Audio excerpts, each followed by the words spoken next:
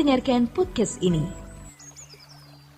Satu hal yang saya mau tegaskan pada kesempatan ini, saudara, bahwa kita bertanggung jawab untuk menghasilkan nurani atau suneidesis atau froneo kita masing-masing.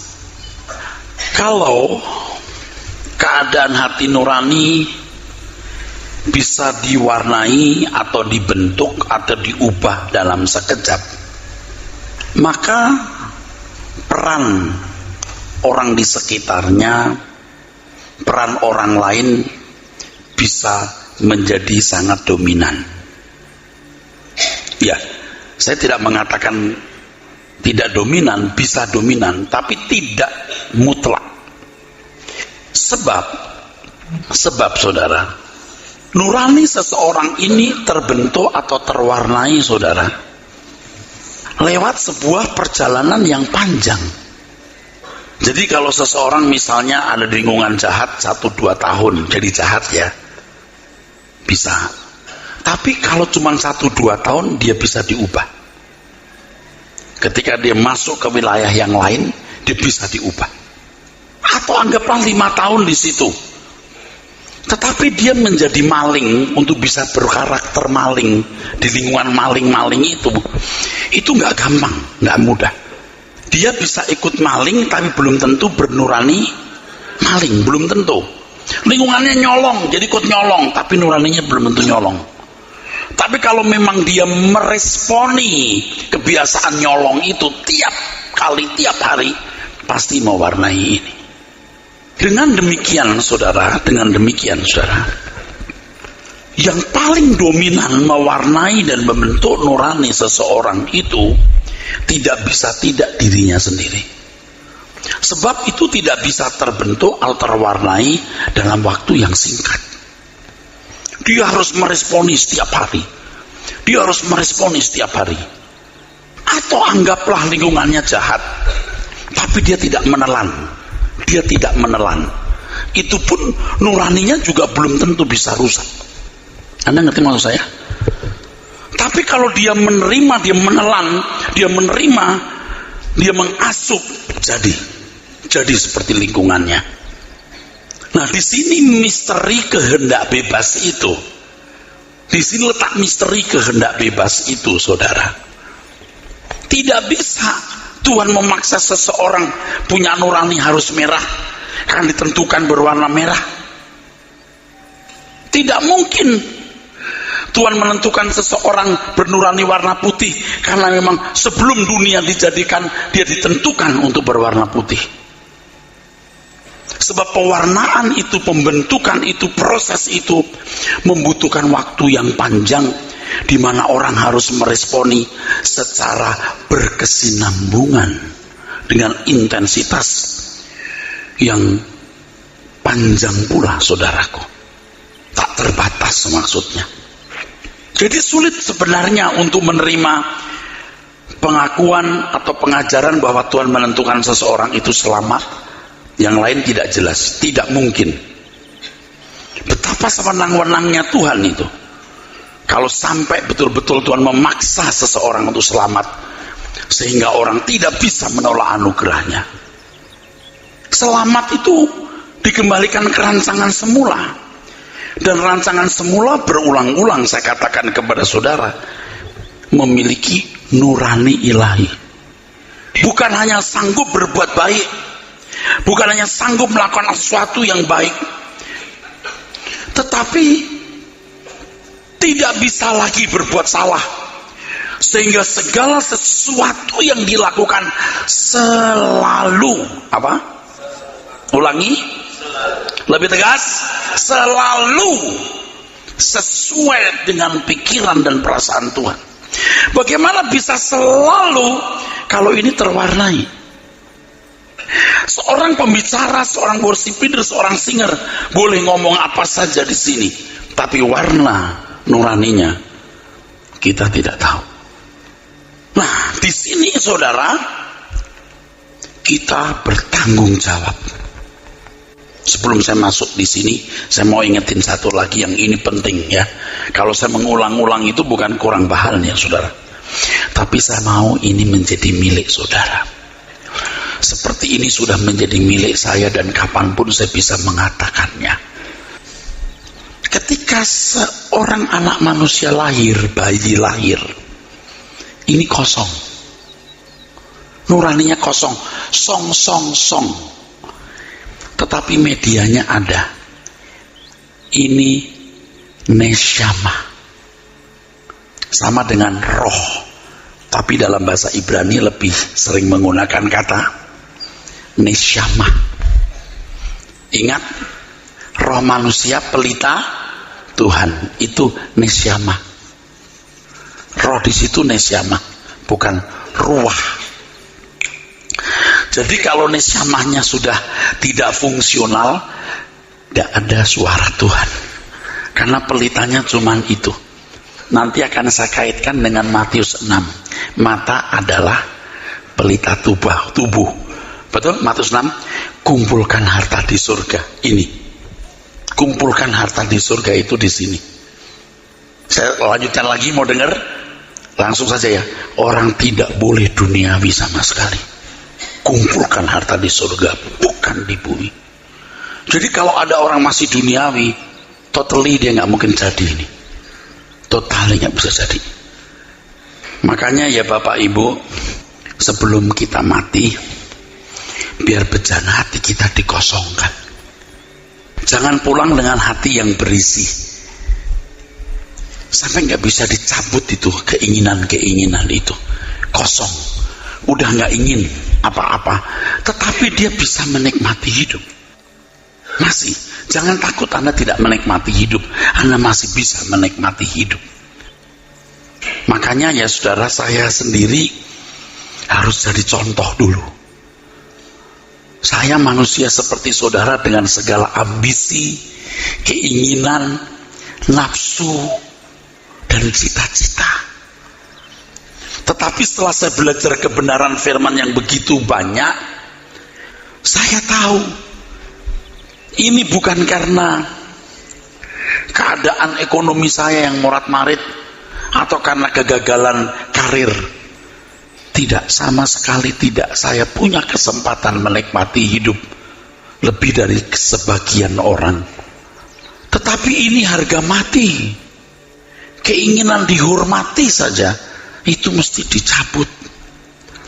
Jadi baik makan atau minum atau melakukan sesuatu yang lain, lakukan semua itu untuk kemuliaan Tuhan. Saking pengen benernya ya saudara, saya ngotot loh sama Tuhan.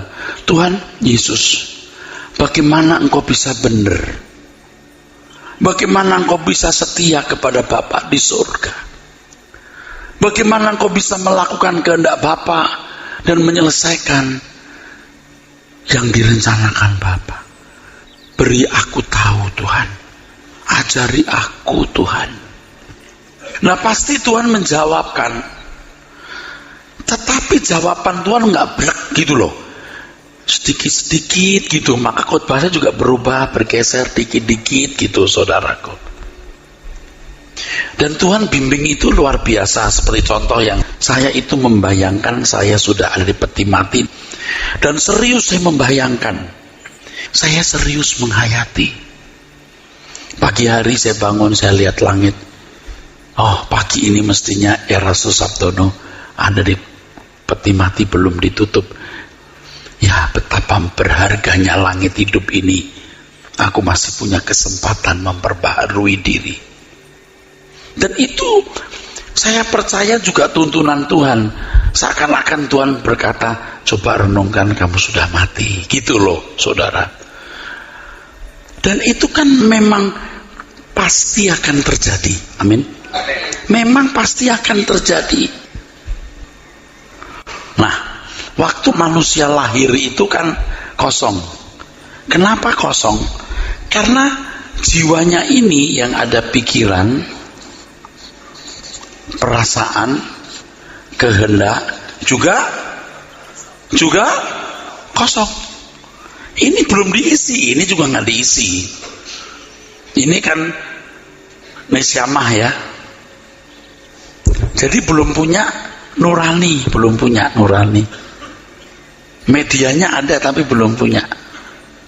Nah, ketika mulai melihat, dengar, ini mulai terisi. Makanya bayi lahir itu nggak melihat ya, ya kan? Bagus juga saudara, memang belum perlu melihat. Berapa hari ya? 40 ya baru lihat ya. Berapa minggu gitu baru, nggak sampai ya. Nggak ada kan begitu bayi lahir langsung sus, susternya langsung geblak jatuh. Oke, masuk nih, masuk, mulai masuk nih, merah tapi isinya biru. Ini hitam isinya juga biru. Wah, ajaib ya. Wah, ajaib memang. Jadi masuk nih, diwarnai. Nah, masalahnya kan anak-anak kita, anak-anak muda, ketika dia mendengar, melihat atau input dari dunia, mereka kan nggak nyaring, tidak disaring, saudaraku, tidak seleksi, tidak menseleksi, sehingga tanpa sadar anak-anak muda yang muda-muda di dunia diwarnai. Sama dengan ibu-ibu yang bergaulnya sama ibu-ibu nak karu-karuan itu ibu-ibu dirusak oleh pergaulan buruk ibu-ibu itu. Bukan hanya anak muda yang buruk atau brengsek, ibu-ibu pun banyak yang brengsek. Jadi ibu-ibu pun juga hati-hati bergaul dengan ibu-ibu teman arisan, ibu-ibu teman jalan-jalan, ibu-ibu teman tai chi chan. Ini hati-hati, diwarnai. Anak manusia mulai diwarnai. Nah, ini kan Bapak Ibu ini datang dari berbagai latar belakang dan pengalaman ya. Dalamnya ini kan macam-macam isinya, macam-macam isinya, saudaraku. Tapi pasti belum berwarna seperti yang Tuhan kehendaki. Maaf, warna ini maksudnya mewakili atau gambaran atau ilustrasi dari kecerdasan. Kalau yang didengar ini kebenaran-kebenaran, dia cerdas menangkap apa yang Tuhan kehendaki. Tapi kalau yang ditangkap ini bukan kebenaran, dia tidak menangkap sama sekali apa yang Tuhan kehendaki. Yang dikehendaki dirinya itu semua yang diserap dari lingkungan, gairah orang di sekitarnya. Kalau kita membaca Yakobus pasal 4 ayat 1 sampai 4, keinginan-keinginan kita itu, saudaraku, ya, yang menguasai hidup kita itu, jika tidak sesuai dengan kehendak Allah, menjadikan diri kita musuh Allah. Jadi nurani seseorang terbentuk apakah memilih atau menjadi gelap atau terang, menjadi musuh Allah atau menjadi sahabat Allah. Di sini, saudara. Jadi iblis bekerja keras, nggak main-main, bekerja keras. Nah, saudara hadir ini dengan bermacam-macam warna di sini. Nah, sekarang bagaimana ini diwarnai untuk memiliki nurani ilahi ya. Masalahnya ini kan nempelnya sudah banyak. Nah, pada waktu Tuhan Yesus menginjil, memberitakan Injil, menyampaikan kebenaran, kan yang dihadapi orang-orang yang sudah tua. Petrus dan murid-muridnya itu juga sudah tua, sudah berumur dan dewasa lah, paling tidak belum tua tapi dewasa. Yang terlanjur nuraninya telah diisi dengan cara berpikir Yudaism. Dan salah satunya adalah konsep bahwa yang namanya Mesias itu akan menyelamatkan mereka dari perbudakan bangsa Romawi. Mereka akan makmur. Kalau mau makmur ketemu perlu pahlawan. Kalau punya pahlawan harus pahlawan yang fisiknya hebat seperti Daud yang menggulingkan Goliat. Jadi ketika Tuhan Yesus berkata, anak manusia akan mati di Yerusalem dan akan bangkit, Petrus narik ke samping dan berkata, Tuhan, tidak akan terjadi. Pakai Tuhan, Loh, betul nggak? Nggak nyambung. Lalu apa sikap Tuhan Yesus? Nyah iblis. Jadi nurani di situ sama dengan kecerdasan ya. Jika tidak diisi kebenaran Tuhan, ya pikiran iblis yang masuk. Saudara kan kalau saya ngomong itu pikiran iblis bisa tersinggung kan? Padahal kenyataannya begitu. Kan sebagian saudara ini kan asli ya, masih matre-matre. Oh enggak ya? Oh, sorry deh, salah saya. Enggak, saudara pura-pura diem ini loh. Oh enggak, salah. Oke. Saudara ini kan sebagian ini masih matre, mau terhormat, nggak mau direndahkan, mau menikmati dunia seperti orang lain, pengen punya sesuatu seperti orang lain punya. Ini kan filsafat dunia, dan menganggap seolah-olah dunia ini satu-satunya hidup, nanti nggak jelas bagaimana. Itu kan kebodohan saudara. Maka cara saudara mengambil keputusan pasti tidak sesuai dengan kehendak Tuhan. Nah sekarang saudara bayangkan ya, betapa rusaknya ya. Yang saya ngomong ini nggak mengada-ada ya. Mereka yang sekolah Alkitab ya, membawa cara berpikir dari daerah, dari kampung, juga dari kota mana gitu, ke sekolah Alkitab belajar teologi ya. Guru-gurunya pun juga belum memiliki mindset rohani. Dia kan dulu mau masuk sekolah Alkitab, jadi dosen, terhormat, dapat gaji, hidup layak. Itu kan belum diubah. Loh, yang ngomong ini kan di situ berkecimpungnya. So, ya saudara harus percaya yang saya ngomong. Amin ya? Belum lagi kalau pendeta itu mantan pengusaha, punya kesaksian, nyembah haleluya, haleluya, jadi pemimpin gereja. Ininya kan belum dirubah banyak.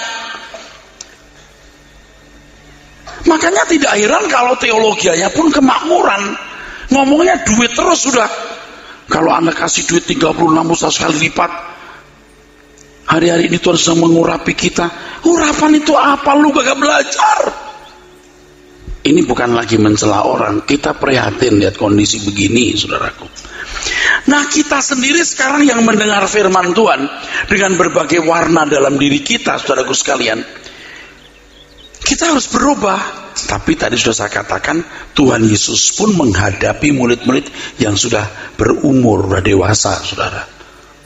Bisa, saudara. Makanya Tuhan berkata di Lukas pasal 14 ya, ayat 33, melepaskan dirimu dari segala milikmu, membenci nyawamu. Itu ekstrim sekali. Jual segala milikmu, bagikan kepada orang miskin, datang kemari kotaku. Semua ekstrim. Jangan menoleh ke belakang. Ekstrim. Nah sekarang tidak ada pemberitaan firman yang ekstrim begini. Gimana betot saudara? Padahal posisinya murid-murid Tuhan Yesus, saya kira kurang duniawi dibanding kita. Betul nggak? Lebih jahat kita hari ini. Betotnya itu sulit, saudaraku. Belum tentu saudara juga percaya sama pendeta atau gereja. Mungkin dengan 1001 pertimbangan dan keraguan. Bener nggak sih orang ini? Bener nggak gereja ini? Saya sadar bagaimana merubah warna jiwa saya.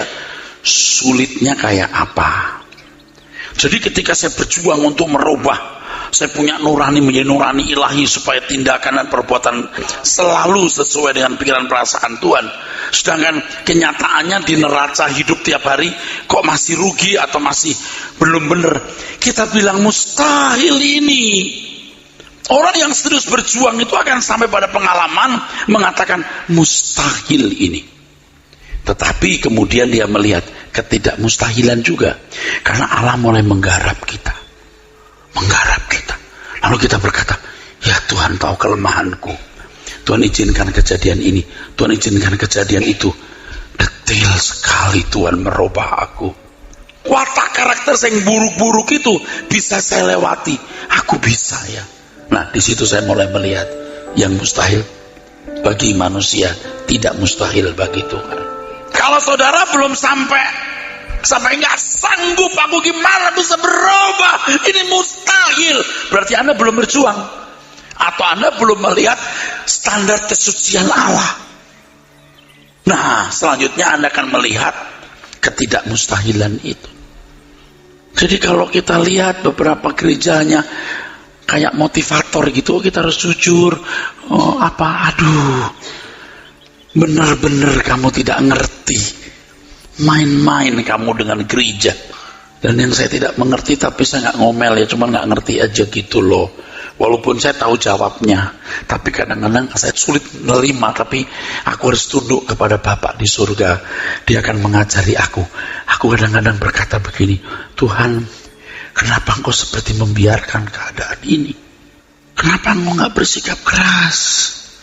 Tapi itu kan Erastus punya otak yang segede ini. Saya percaya Tuhan pasti menegur mereka, mengingatkan mereka. Tapi mereka tidak mau mendengar. Tuhan itu lembut sekali, saudaraku. Amin. Kalau Anda nggak betul-betul teduh, tenang, buka telinga, Anda nggak bisa dengar suara Tuhan. Anda nggak bisa menangkap pembentukan Tuhan yang luar biasa lewat segala peristiwa itu, saudaraku. Kalau ngomong jujur, saudara, saya ini wounded soldier, prajurit yang luka. Lukanya bukan karena apa? Luka itu karena kebodohan kita. Dan saya sedang memperbaiki atau sedang di recovery sama Tuhan. Aku wounded. Mestinya aku nggak perlu wounded seperti ini. Kenapa kamu bisnis Erastus? Saya mau kasih bukti itu bahwa hamba Tuhan tidak memakan duit gereja. Kamu sombong. Kamu nggak salah bisnis. Tapi kalau kamu hanya begitu, kamu mau sombong.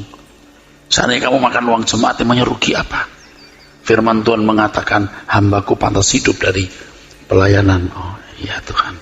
Saya tuh diem-diem juga ngobrol terus sama Tuhan. Tapi kan saya ngomong. Saya juga ngomong terus. Boleh, tapi hati kamu yang benar. Baik Tuhan. Jangan sombong kamu. Mentang-mentang kamu gak pakai uang gereja, kamu ada kebanggaan.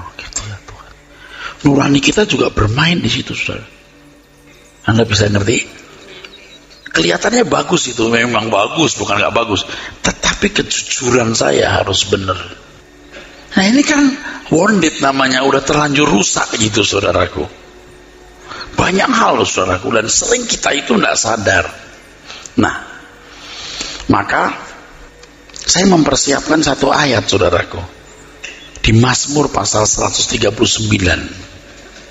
Ayat yang ke-23 dan 24. Mazmur 139 ayat 23 dan 24. Selidikilah aku ya Allah, dan kenalah hatiku. Ya. Terus ujilah aku dan kenalah pikiran-pikiranku. Lihatlah apakah jalanku serong, dan tuntunlah aku di jalan yang kekal. Jadi pada waktu Tuhan bicara kepada kita, kamu nggak jujur di sini, kamu sombong di sini, kamu ini, kita harus berani untuk break, diem. Kita periksa diri, renungkan lagi, jangan lewatin aja. Kita keras kepala. Apalagi dosa-dosa yang besar. Dosa yang tersembunyi, yang tipis-tipis itu saja dikoreksi Tuhan habis-habisan loh. Kalau kita yang begitu, kalau kita nggak mau mikir, wah kita nggak pernah benar, saudaraku. Kan banyak orang pinter kalau ngomong itu bisa punya maksud macam-macam, tahu nggak Pak? Kan orang-orang diplomasi itu kalau orang jujur ya, dia mengerti kamu nggak patut ngomong begini. Nah, saudara kan bisa mendengar waktu saya berkata begini. Waktu saya mengajarkan, saya berkata, Tuhan, aku mau melayani Engkau segenap hidupku untuk-Mu, Tuhan. Lalu seakan-akan Tuhan bicara, kamu jangan bicara apa yang kamu tidak tahu. Kita kan rasanya lagi semangat terus, kamu jangan bicara apa yang kamu tidak tahu kepadaku. Lalu saya bisa ngerti mengapa Alkitab berkata gini, hati-hati kalau kamu berbicara kepada Tuhan, Dia di surga, kamu di bumi. Lah, maksudnya apa? Maksudnya Dia itu Maha Agung, Maha Kudus. Jangan sembarangan. Sekarang kalau, maaf ya, ini bukan mau mencela siapa-siapa, tapi ini kan fakta yang harus diketahui. Sekalian hari-hari Tuhan sedang berbicara kepada kita. Bicara apa? Itu gampang banget tuh pendeta ngomong begitu. Hari ini Tuhan sedang memulihkan kita, saudara sekalian. Tuhan akan membuka pintu-pintu berkat secara berlimpah-limpah. Siapa yang suruh? Lu sembarangan lo pakai nama Tuhan. Apalagi yang Tuhan bicara sembarangan. Orang kita ngomong saja Tuhan bisa berkata, jangan bicara apa yang kamu tidak mengerti ya. Kalau dulu kan kita ngomong apa saja rasanya Tuhan, ya enggak apa-apa. Kita udah tua loh ini. Bicaralah apa yang kamu mengerti. Kau bicara kepadaku yang Maha Kudus. Ya Tuhan. Makanya waktu you berdoa kepada Tuhan, you harus sudah punya benteng yang kuat, tembok. Temboknya begini maksud saya, waktu you bicara, you nggak mikir sini banyak orang sedikit orang, you sedang bicara kepada Dia. Jangan dimanipulasi. Oh Tuhan Yesus sungguh luar biasa. Biar anak-anakmu memberi persembahan supaya diberkati mereka berlimpah-limpah. Berarti maksudnya? Maksudnya ngomong gini, ayo kasih yang banyak ntar diberkati kamu. Tapi dalam bentuk doa kepada Tuhan. Edan ya itu orang-orang gitu. Ya Tuhan, kau tahu hambamu ini suci, tidak bersalah. Buset dah. Maksud lu ngomong gitu apa? Ya udah kalau suci. Kan kita yang punya pikiran sehat, waras. Jangan loh. Anda kalau sudah saya bicara seperti ini kan, yang beri di mimbar di sini nggak boleh main-main lagi kan? Jadi cerdas kan saudara? Kalau kesaksian ingin puji Tuhan saudara sekalian, saya oleh berkat Tuhan berkat sekarang saya punya rumah. Dulu ada tuh, nggak ada kebanggaan. Ini banyak yang rumahnya puluhan miliar aja nggak bersaksi, lo baru 300 juta belagu. Gitu diomong-omongin lagi. Kita sudah mau ke surga. Makanya wanita-wanita di sini yang belum menikah ya kamu ya gadis-gadis, kalau kamu belum pasti punya pria yang baik, kamu jangan nikah. Nanti kamu membuat neraka. Udah mendingan kamu nggak nikah, nanti di surga kamu ketemu jodoh yang baik, jodoh yang sempurna. Tuhan Yesus maksudnya. Selain Tuhan ada nggak Pak? Mau saya jawab nggak? Mau nggak? Ada sekali. Ada sekali. Jadi begini loh, kalau you percaya saya, yang saya katakan ini benar dan saya bertanggung jawab di hadapan Tuhan. Tapi kalau you bisa punya teman hidupnya, ini anak-anakmu semua, biar kamu jadi pasangan abadi sampai kerajaan surga. Dua-duanya terus sampai kerajaan surga. Begitu ya. Selidiki aku Tuhan. Kita bertanggung jawab untuk melihat. Mau dengar? Mau dengar? Kita harus bertanggung jawab untuk melihat setiap apa? Apa? Setiap apa? Gejala-gejala yang muncul di dalam diri kita. Kita nggak perhatikan tuh gejala-gejala yang muncul. Ada itu. Orang sombong ada gejalanya, orang materialistis ada gejalanya, orang tidak jujur mesti ada simptomnya.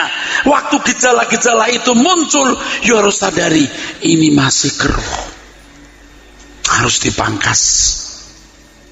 Misalnya kalau kita punya kebiasaan ramah tamah yang dibuat-buat, begitu udah apa kabar? Hei, begitu kan? Gua kok ramah banget ya. Ini gejala namanya, simptomnya. Yang saya lakukan itu gejala, simptom, atau bisa ekspresi dari warna batinmu. Wah berat ini, berat ini. Ini ya saya jadi pendeta dulu kan saya pakai jas nih. Oh bagus ini. Yang datang kan bisa ratusan atau ribuan, saya jalan gini, dias. Itu hati saya gini ngap. Lalu saya berdiri paling depan. Nurani saya ngomong begini, lo ngapain? Ya kok ngapain ya? Waktu itu ya saya sudah punya nurani begitu, tapi saya nggak pedulikan saudara. Nah kembali ke pokok masalah saudara, nurani kita. Kalau orang biasa bohong, kalau nggak bohong mulutnya itu kayak pahit gitu loh. Mesti bohong, sikap bohong, tindakan bohong. Hei, halo, ditunggu nih, lu sampai di mana? Dia bilang, enggak, aku dibelokan kamar mandi ke kamar tamu. Itu kan bohong. Udah deket. Aku udah sampai di sini, tapi ini macet, mungkin masih 15-20 menit. Ngomong jujur, jangan udah deket. Kalau udah deket banget, bentar ya, tunggu bentar, deket. Lo digaplok baru tahu rasa lo. Itu nggak jujurnya itu loh. Amin, saudara. Dalam segala hal, saudaraku, ya. Ibu-ibu lihat orang punya tas bagus, ya sudah, jangan. Kenapa sih mesti ingini perkara dunia lagi sih? Kadang-kadang kita suka dihina orang, dari sikapnya kita dihina, kita mau balas gitu. Ya udah, enggak, oke. Dulu kan kita punya itu api membunuh, gairah membalas. Sekarang ya udah, nggak apa-apa, dia nggak menghargai saya, dia tidak tahu. Dia nggak tahu itu salah, ya udah. Dulu kita nggak mau begitu. Nah, gejala-gejala yang buruk itu ketika muncul, kita mesti periksa diri. Aku sombong ini, aku bohong ini, aku tidak tulus ini, aku masih matre ini, aku masih mata keranjangan ini. Buang keranjangnya, tinggal matanya. Aku mata duitan ini. Kita mau lihat gejala-gejala yang salah dalam diri kita. Kita mau keluar, orang motong. Gejalanya, ya udah. Ya kita terus lagi naik mobil, syet. Ya kenapa itu? Stop, jangan dilewati orang itu. Dia mau lagi cari musuh di jalan, bisa. Dia berantem sama bininya, dia takut sama bininya, dia cari pelampiasan, gue cari orang di jalan. Ini daripada kita, biar aja dia dapat orang lain yang kita. Ya toh, atau dia suntai orang gila. Tenang, istrinya mau melahirkan. Dulu kita nggak mau tahu, ini hakku. Nah, kadang-kadang kita pun kalau lagi nggak sadar bisa muncul lagi. Kita kan lagi sadar, ya udah sabar. Kalau kita lagi pas panas, naik darah, di rumah banyak masalah, bisa muncul lagi, Pak. Nah, di sini kita belajar terus. Selidiki aku, Tuhan. Anda percaya nggak doa begini dijawab Tuhan? Anda percaya nggak doa ini dijawab Tuhan? Dijawab. Jika saudara rindu mau benar, selidiki aku Tuhan, kenali aku Tuhan, Tuhan akan buka. Kamunya mesti mau mengenali. Buka. Nih kelemahanmu. Iya ya. Kok gua sombong ya? Mau jadi kayak setengah dewa, dikultuskan. Ampuni aku Tuhan. Mesti gitu, tapi kalau kita ditegur masih gini-gini, wah nanti pakai cara lain Tuhan gebuk saudara. Kita begitu bangun tidur, pasti ada menu pelajaran yang Tuhan berikan. Gejala-gejala hati kita ini. Anda nangkap nggak ya saya ngomongnya? Gejala-gejala itu nangkap nggak saudara? Semakin saudara mau berubah, makin saudara sungguh rindu, atau yang Alkitab katakan haus dan lapar akan kebenaran, Tuhan akan memuaskan saudara. Buka pikiran saudara, sehingga saudara bisa menggarap nuranimu yang keruh. Jadi lihat gejalanya, ekspresinya, Anda cari ke dalamnya. Nggak beres ini aku. Ya Tuhan, aku masih nggak beres. Maaf ya, boleh ngomong ya, tapi nggak nembak siapa-siapa ya. Ini mungkin subjektif. Saya ya, kalau dengar pendeta-pendeta cerita nih, ini kan berarti orang ngomong pendeta yang senior. Dulu om begini, wah kalau om sih, saya mikir gini, maaf saya nggak lebih baik. Ini tua-tua kok begini. Kebanggaannya terhadap prestasi masa lalu. Maaf ya, ini bukan kita itu mau mengatakan aku lebih baik. Cuman menurut nurani saya, nggak perlu kamu banggakan itu. Nggak perlu. Nah, saya jadi kepikir nanti jangan-jangan kalau aku udah seumur dia juga begitu nanti. Om ini kan jadi sombong. Kok belum dicabut? Orang kan mesti teduh. punya kelebihan pun juga nggak usah ditunjukkan. Orang kan lihat kok. Nggak bisa nggak kelihatan. Keunggulan seseorang itu tidak mungkin tidak kelihatan. Sepatah, dua patah, tiga patah dia ngomong, kita tahu ini orang luar biasa, ini orang tulus. Tadi waktu saya keluar dari Citycon, saya didampingi beberapa teman, lalu ya ngomong soal firman. Waduh Pak, kita jadi gentar Pak dengar begitu. Iya, gimana khotbah begitu? Khotbah begitu bisa, cuman yang lebih sulit satu, saya bilang, aku sering gagal. Apa itu Pak? Tulus. Khotbah tulus itu nggak gampang, mengalir dari hati. Aku mau bicara dari hati yang tulus. Aku ingin kamu berubah seperti aku juga berubah. Itu yang sulit.